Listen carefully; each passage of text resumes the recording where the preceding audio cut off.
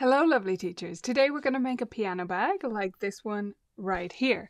Now it's basically just a tote bag, but I make them specifically so that they are the correct size that I want for my students. A little bit of history. I used to make them vertical, but now I make them horizontal like this because I found that for kids it's easier for them to carry because it's actually shorter. And it's easier for them to put their books in and out. So I make them with a little bit of extra structure to make it easier for kids to get stuff in and out, because we know how much more awkward these kinds of movements are for our students, and we want to get things going quickly in our lesson. So before we get into the tutorial, 2 little notes. Number 1, of course you can use this for something else. I don't care whether you're a music teacher or not. If this sounds like a bag you want to make, go for it. The reason I make them though is for my music students, my piano students, and if you're in the same camp, you might want to follow along and make what you know works for me. Number 2, and I've just realized I have 3 points. Number 2 is that these are not the cheapest piano bags you can make, okay? You can go on Vistaprint and get cheaper ones with your logo printed on them. What they will not be is good quality, and I've heard from many teachers that the bags end up splitting and they end up buying more of them. So these are pretty tough. I make them pretty durable. And note number 3 is that I'm assuming you can already sew. I'm not going to teach you how to sew here. So if that's what you're expecting, you might want to go away and work on some other projects first, because we are going to do some French seams. We're going to create a little bit of structure at the bottom with this like base shape here. It's not the most complicated sewing project. Like if you've sewn a bit, it'll be fine. But you do want to already be able to sew, because I'm not going to go into how to thread your machine or anything like that. So the fabric that I use for these is actually from Spoonflower. So I get it printed custom, and I just get it like this, like it's just a large amount of fabric so that I can be able to afford it with the cost of shipping. So that depends on the shipping where you are. Now you don't have to go to Spoonflower, you can go wherever you like. And you can also just make these with regular fabric that you like. There's no problem with that. The reason for this is I think it makes it more worth it when they are clearly customized to your studio, rather than you just making bags out of any fabric that you could have bought somewhere else, and it probably, again, would have been cheaper. This is not the cheapest option. If you're curious what type of fabric this is actually a cotton canvas. I don't think you have to go this thick. And I honestly wouldn't recommend it. I would recommend going with like a regular weight cotton. Like I think they have a poplin or a crafting cotton. You could totally do this with that. The reason I'd recommend that for you is you probably don't have an industrial sewing machine. Maybe you do. If you do, you won't have a problem. But I have tried, just to test for all of you, going through this with my regular domestic machine, and it can't get through all of the steps we're about to do with the French seams and stuff with this depth of fabric, and it's a good machine. So I think you would need a walking foot, or you would need some kind of specialist foot on your machine, or like I say, just go for a poplin or something. That's what I made these in before. Just this time I went for this cotton canvas, so it is a bit thicker. Right, so if you've got your fabric, the first step is to cut out a big rectangle. The other thing you'll need though, before we cut that out, the other thing you need for this is some kind of thing to use as straps. So these are 50 centimeters, and I find that to be a good length. So I'll show you. If I put this on my shoulder, it's like a shoulder handbag, right, for an adult, which means that kids can carry it comfortably. If you do longer strap, it's going to be quite uncomfortable for a little kid to carry themselves, and they'll be like kind of holding it above their head and stuff. So I go for 50 centimeters on the straps, and this is just a herringbone. Can see the detail right there. That's a herringbone. You can use anything. You could use regular ribbon. You can make them in the same fabric. Like you could make self straps, but I'm saving a bit of time here by buying something because it's just a lot.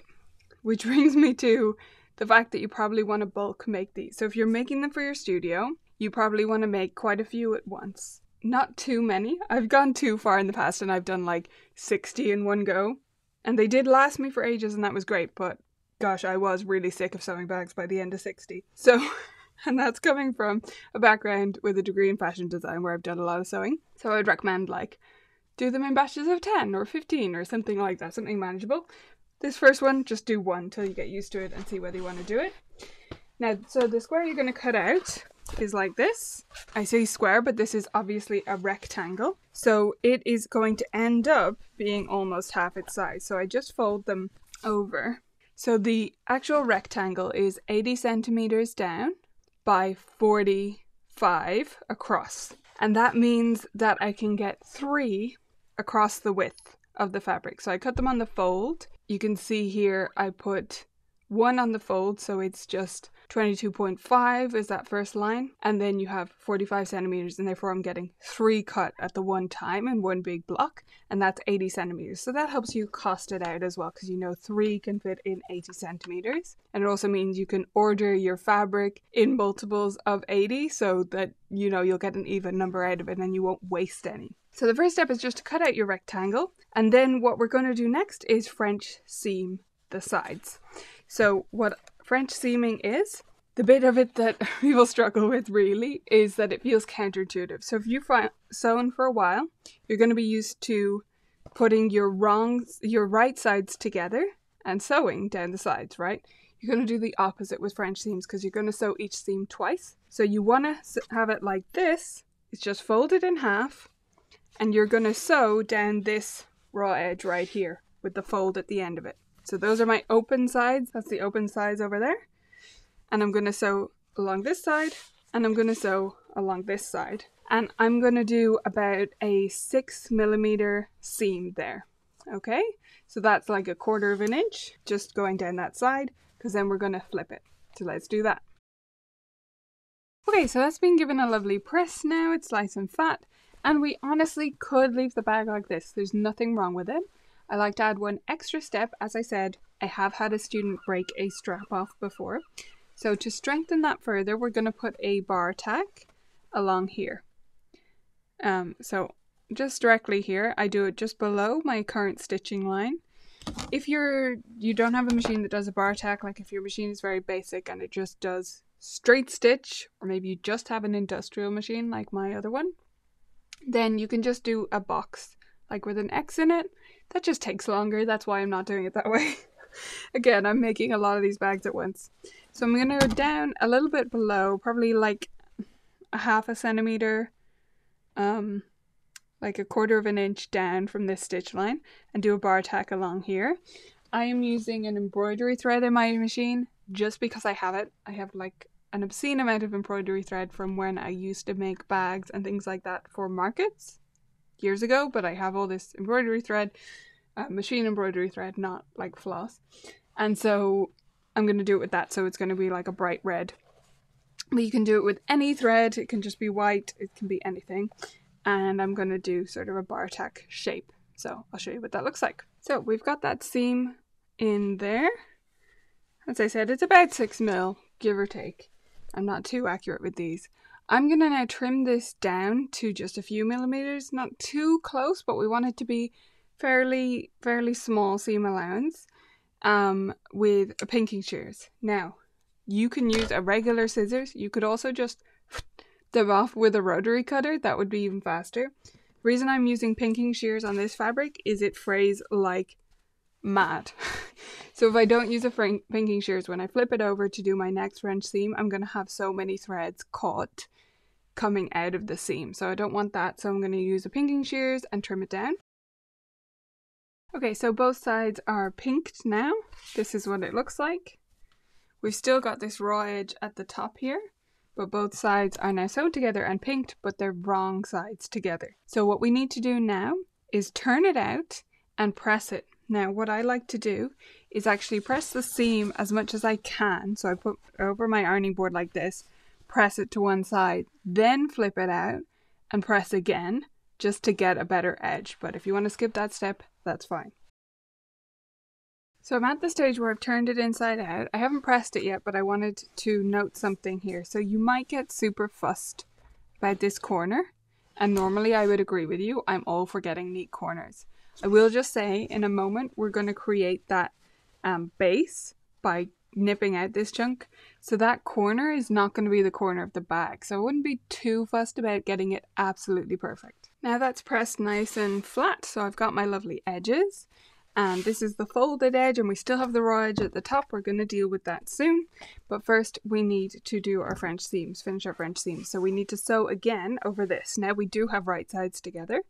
So we'll sew again down here. The seam allowance is going to depend on how much you clipped off, but you want to do enough of a seam allowance that you don't catch any of that raw fabric, the raw edge on the inside, but not so much that you're just wasting the width. So I'll do about 1 centimeter. So I've got my 2 French seams and they're all done. But before we flip it right side out, which is my instinct always, I almost start flipping these before I even think about it, we actually have to sew this corner piece. So what I like to do is just open it up like that, and you should, through all your pressing, you probably have this press line on the base, this fold line. That's not actually going to be where it folds, but it's very useful as a point to notice. So you're matching up this top seam with the fold underneath, so just so they're roughly on top of each other, so that it's nice and even. So you've got now this wedge shape. And we're going to sew across here, but we need to mark where we're going to sew so it's nice and accurate. So what we're aiming to do is go 25 millimeters in here, so just 1 inch, and then we draw a line across. So I do this with my pattern master. If you have like a set square or something like that, that'll work too. So that is my line right there. That is 1 inch down this seam and then straight across. So the reason for using a pattern master, if you don't know what a pattern master, it's that. So probably hard to see, but it does have this. So it's just so that I can get the right angle, because if I go in on top of my seam like that, then I can see where it's like 1 inch squared essentially, although it's a triangle. So I'm going to sew across those now on both sides. So this is basically the shape we have now. We got these 2 triangle wedges on either side, and we're just going to flip it the right side out now. Now these are the corners that will actually count. So if you want to do them and get them nice and neat, it's actually easier than getting a regular corner out because it's only a 45-degree angle. So it does make it a bit easier to pull out and make it nice and neat. But you're just going to pull those. I push that through first. I'm going into the corner and pushing that through. Make sure I get a nice corner there, and then I'm going to pull the whole thing out. Okay, so that's what it looks like. Those are the corners, and that essentially is the base. Now it's not a super structured base, but it just does give that bit more structure for when students are putting in their folders and things like that. So now we're going to deal with this top raw edge. What I'm going to do is overlock the whole way around, and then I'm going to turn it under and stitch it down. So it's like a single turned hem, but it's on a bag and it's at the top. So if you don't have an overlocker, you can zigzag, you can sew it down just as it is. If your fabric doesn't fray much, you can zigzag it or use an overedge stitch on your sewing machine and then turn it over and stitch it down. If you're using a thinner fabric, you might be able to do a double turn, but on most fabrics I wouldn't recommend it because you've got this French seam right here. So if you double turn that, it's just a lot of fabric on top of itself. You probably won't be able to sew over it. So finish the edge somehow is my recommendation. Overedge stitch on your machine, zigzag stitch on your machine, or an overlocker. And then we're going to attach the straps before we flip it down. So that is our overlocked edge. My overlocker is not industrial and it's not even a good domestic one. So it's a little bit on the less than ideal side, but it sort of does the job and it's fine, and it's great to have an overlocker at all. So I've overlocked that edge. Now we're going to attach the straps before we flip it, because that gives us room to reinforce the straps as well. I've had one student break a bag and my previous iteration of the bag, and it was because of the strap. So we're going to make sure they're super secure. So what I've marked now is a notch 10 centimeters from this seam. So it's 10 centimeters in from the seam on both sides, 10 centimeters in either side that way. So that's what we're going to align the straps to. Now I actually did mark them on both sides because I wanted to show you and I wanted to take photos. So I did this time. I normally don't even bother. I mark them on one side, I pin the strap to that side, and then I match the other strap to that one. So you only need to mark one of your sides.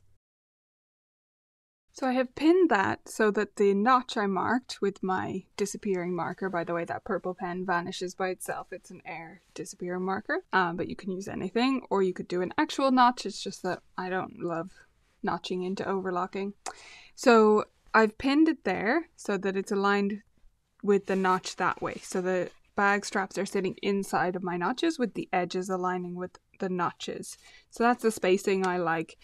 You can go either way on this. It's not going to make or break it, but that's generally what I do.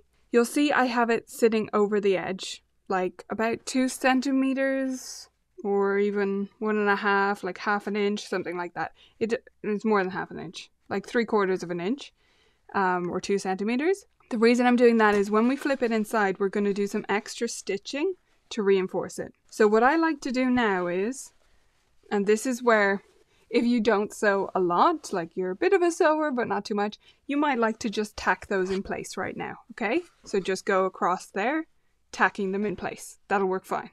There's no issue with doing that. I just don't like to waste time. So, because I know I can do it, I'm going to turn this under, flip the hem under like that, and then I'm going to take my pin and just kind of reposition it going through. So that it's like that. I've got my fold in place and then I've got my strap sticking over. I find that easier than pinning it in the first place like that because it's just harder to see where you're lining up to. So I pin it this way, flip it around and turn the kind of hem-ish thing under as I go. Again, if you're not as confident of a sewer, you could have turned this down and pressed it first. So pressed it, tack that in place, then pressed it down and then do your stitching. I just do it kind of all in one because, call me efficient or lazy, I don't care, but that's what I do. So I flip those down now. I'm going to put the straps in the same place on the other side, and then I'm going to stitch around that to do the turn down there. So both straps are pinned in place now, and I wanted to note one little thing before we stitch it down. So I'm about to stitch this down, but the first thing to do before you do that is check that you haven't twisted this, okay? So it's not twisted around, it's all facing the same direction, there's no flip in it, because you'll be so annoyed with yourself if you stitch everything down and then realize that your strap is twisted because you can't untwist it. So make sure it's the right way around and then we'll stitch that whole way around. Alright, so that is stitched in place like that. My straps are sticking out a little bit on the inside. Just show that more clearly, so they're like that. And yes, there is a raw edge there. However, we're about to reinforce that with a bar tack. So the raw edge isn't going to get very far. If it really bothers you, you could put fray block on it, but I honestly just think it's fine. I have cut it with pinking shears, as you can kind of see, so it doesn't fray too much, but I don't really care if it frays a bit because it's going to be stopped by the bar tack we're about to put in. So we've got that. We're just going to give it a press and then we'll do our bar tacks. So pressing all the way around this just to make sure it's nice and flat. Then we'll do our bar tacks and we'll be done. Nearly there.